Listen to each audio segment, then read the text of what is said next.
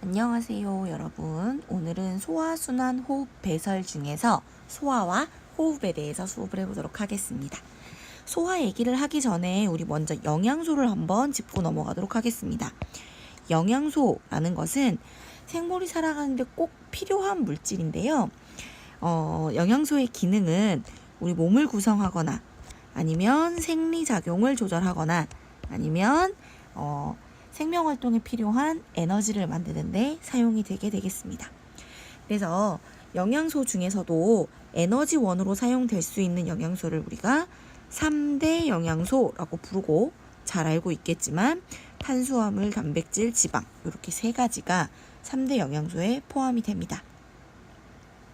몸을 구성하고 생리작용을 조절하지만 에너지를 내지 않는 영양소를 부영양소라고 부르고요.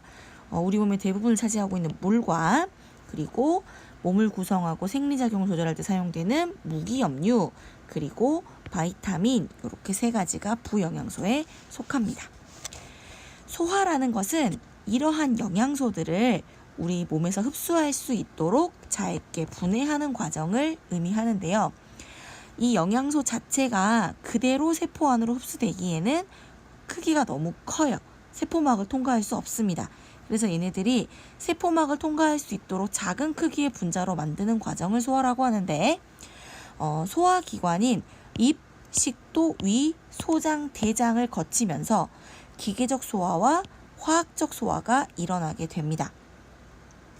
여기서 말하는 입, 식도, 위, 소장, 대장은 음식물이 지나가는 소화관이 되겠고 여기에서 여러 가지 소화액들이 분비가 되면서 소화 과정이 일어나게 되는데 기계적 소화는 물리적 반응이에요. 그래서 음식물의 크기를 잘게 쪼개거나 소화액과 섞어주거나 아니면 다음번 소화기관으로 이동시켜주는 이런 것들이 기계적 소화에 해당이 되고요. 화학적 소화는 소화 효소의 작용으로 분자의 크기가 작아지는 이러한 과정을 화학적 소화라고 합니다. 그래서 지난 시간에 물질 대사에서 배웠던 효소 중에서도 소화에 작용하는 소화효소입니다. 효소는 생체 촉매예요. 촉매입니다. 촉매. 그리고 단백질로 이루어져 있고 세포에서 일어나는 대사작용에 촉매로 작용한다고 해서 생체 촉매라고 부르고요. 여러 가지 촉매들이 그렇듯이 물질이 반응을 일으킬 때의 활성화 에너지를 낮춰줌으로써 반응이 쉽게 일어날 수 있게 해줍니다. 그리고 반응 물질을 가려요. 그래서 특정한 물질에만 작용하는 기질 특이성을 가지고 있고요. 또 소화효소의 경우에는 단백질로 이루어져 있기 때문에 온도와 pH 영향을 받습니다. 그래서 반응하는 적절한 온도와 pH가 맞지 않으면 소화효소가 작용을 하지 않게 되죠. 뒤에 가서 다시 한번 이야기하도록 하겠습니다. 자, 그러면 3대 영양소의 소화 과정을 한번 보겠습니다. 탄수화물의 대표 주자인 녹말, 그리고 단백질, 지방 이렇게 세 가지가 소화관을 지나면서 어떻게 소화가 되는지 한번 구체적으로 보겠습니다. 일단 입에서는 소화액인 침이 분비가 되고요. 여기에는 아밀레이스라고 하는 소화효소가 들어있습니다. 아밀레이스는 녹말을 엿당으로 바꿔줘요. 그래서 다당류인 녹말이 이당류인 엿당으로 분해가 됩니다. 단백질과 지방은 분해가 안 됩니다. 물론 기계적 소화는 이루어질 수 있겠죠. 씹는 작용이나 소화액과 섞는 작용. 자, 그리고 식도를 거쳐서 위로 오게 되면 위액이 분비가 됩니다. 위액은 위산과 섞여 있기 때문에 강한 산성을 띠고 있습니다. 그래서 여기에서 분비되는 펩신이라고 하는 소화 효소가 단백질을 폴리펩타이드 형태로 분해해 주게 되죠. 역시나 녹말, 엿당과 지방은 그냥 패스입니다.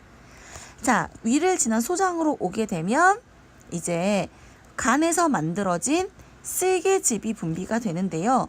이 쓸개즙은 이름이 쓸개즙이지만 간에서 만들어집니다. 그리고 쓸개에선 저장되었다가 분비만 되는 거예요. 그래서 이 쓸개즙에는 소화 효소는 없습니다. 하지만 지방을 소화액과 잘 섞일 수 있도록 유화작용을 해주기 때문에 지방의 소화를 도와주죠. 그 다음에 이자에서 분비되는 이자액은 3대 영양소를 분해하는 소화효소를 다 가지고 있습니다. 아밀레이스, 트립신, 라이페이스 요렇게요. 아밀레이스는 엿당으로 채 분해가 되지 못했던 녹말애들을 다시 한번 엿당으로 분해를 해주고요.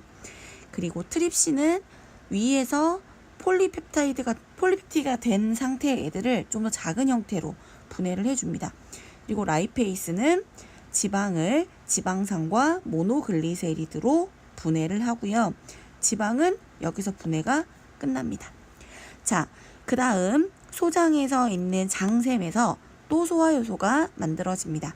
그래서 장액에 들어있는 말테이스와 펩티데이스가 엿당을 포도당으로 분해를 하고 그 다음에 폴리펩타이드를 아미노산으로 분해하고 그리고 이자액으로 분해가 끝난 지방산과 모노글리세리드까지 해서 소화가 마무리가 되게 되고요. 이제 장에서 흡수가 일어나게 되겠습니다. 영양소의 흡수는 소장 안쪽에 있는 융털에서 이루어집니다. 그래서 소장 안쪽은 여러 개 이렇게 주름으로 되어 있고요. 그 주름을 다시 확대를 해보면 이러한 융털로 이루어져 있습니다. 그래서 이러한 융털이 빽빽하게 있음으로써 소장 내부의 표면적을 넓혀가지고 흡수를 용이하게 만들어주죠. 그리고 이러한 융털 안쪽에는 모세혈관과 암죽관이 있습니다. 이거 모세혈관과 암죽관으로 소화가 마무리된 영양소들이 흡수가 되게 되는데 수용성 영양소인 단당류, 포도당이 되겠죠. 아미노산, 무기염류, 수용성 비타민은 모세혈관으로 흡수가 됩니다. 그래서 소장과 간을 연결하는 혈관인 간 문맥을 통해서 간을 거쳐 가지고 간 정맥을 통해 심장으로 가게 됩니다. 그리고 심장에서는 혈액을 통해서 몸의 각 부분으로 필요한 영양소를 옮겨주게 되겠고요. 지용성 영양소인 지방산과 모노글리세리드, 지용성 비타민은 암죽관으로 흡수가 됩니다. 그래서 가슴 림프관을 지나서 우리 여기 왼쪽에 있는 쇄골 있죠. 쇄골뼈 밑에 있는 정맥을 통해서 심장으로 가게 되고요. 심장으로 온 영양소는 혈액을 타고 필요한 몸의 각 부분으로 이동하게 되겠습니다. 자, 이번에는 호흡입니다. 호흡은 우리가 숨을 쉬는 걸 말하잖아요. 그래서 우리 몸에서 세포 호흡할 때 필요한 산소를 얻게 되는 과정이 바로 호흡이 되겠습니다.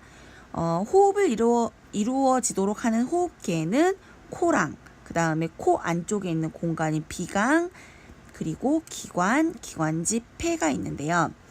폐는 알고 계시다시피 폐 끝에는 폐포라고 하는 이렇게 작은 풍선처럼 생겨있는 여러 개 이렇게 달려있는 형태로 되어 있어요.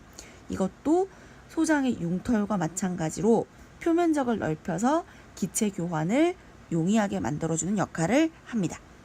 그러면 산소와 이산화탄소의 교환은 어떻게 이루어지는가? 바로 기체의 분압차에 의한 확산 현상에 의해 일어납니다.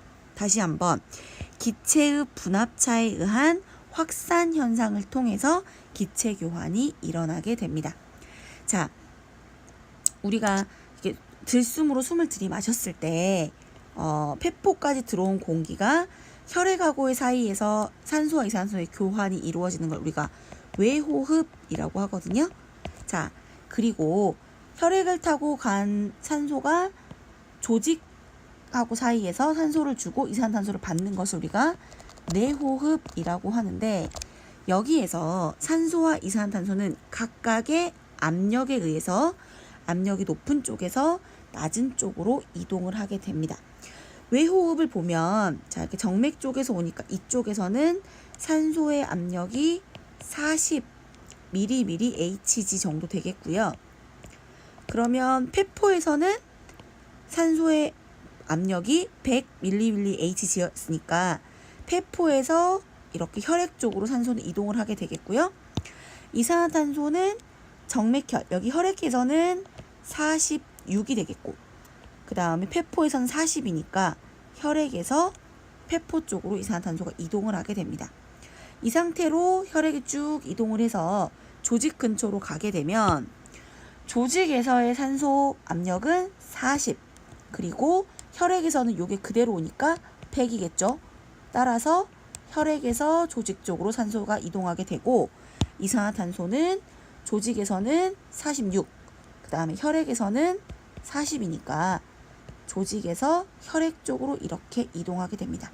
그래서 이산화탄소가 많아진 혈액은 다시 혈관을 타고 폐 쪽으로 이렇게 이동을 하게 되는 거죠. 분업차 확산 잊지 마세요. 마지막으로 하나 더. 산소랑 이산화탄소가 어떻게 혈액에 녹아서 이동을 하게 되는가? 산소는 무엇에 결합해서 이동을 시키죠? 산소 이동의 가장 중요한 물질은 바로 헤모글로빈이죠. 우리가 혈색소라고도 부르는 이 헤모글로빈이 적혈구를 붉게 만들어준 색소입니다. 그래서 이 헤모글로빈과 산소가 결합을 하게 되거든요. 그래서 산소 분압이 높은 이 폐포 근처를 지나갈 때는 헤모글로빈이 산소와 결합을 해가지고 산소 헤모글로빈이 되고요. 조직 쪽으로 오면 산소 분압이 낮아지니까 헤모글로빈과 산소가 떨어져 나갑니다. 그래서 산소가 다시 이렇게 조직 쪽으로 이동을 하게 되고요. 그러면 이산화탄소는 어떻게 이동을 하는가? 헤모글로빈이 이산화탄소도 옮깁니다. 그래서 산소가 떨어져가지고 헤모글로빈만 남아있는 상태에서 이산화탄소가 이렇게 결합을 해가지고 다시 폐포 쪽으로 이동을 시킬 수 있습니다. 그래서 헤모글로빈과 결합해서 일부 이산화탄소가 이동이 되고요. 혈장에 직접 녹아서 이동이 되는 경우도 있습니다. 하지만 대부분은 탄산 무수화 효소, 네. 적혈구에 있는 이 탄산 무수화 효소에 의해서 탄산이 됩니다. 탄산이 되었다가 얘가 다시 탄산 수소이온하고 수소이온으로 나누어져요. 그래서 얘네들이 이러한 형태로 혈장을 통해서 이동이 되거나 아니면 혈액 속에 있는 나트륨과 결합해서 탄산수 나트륨의 형태로 이동이 되기도 합니다.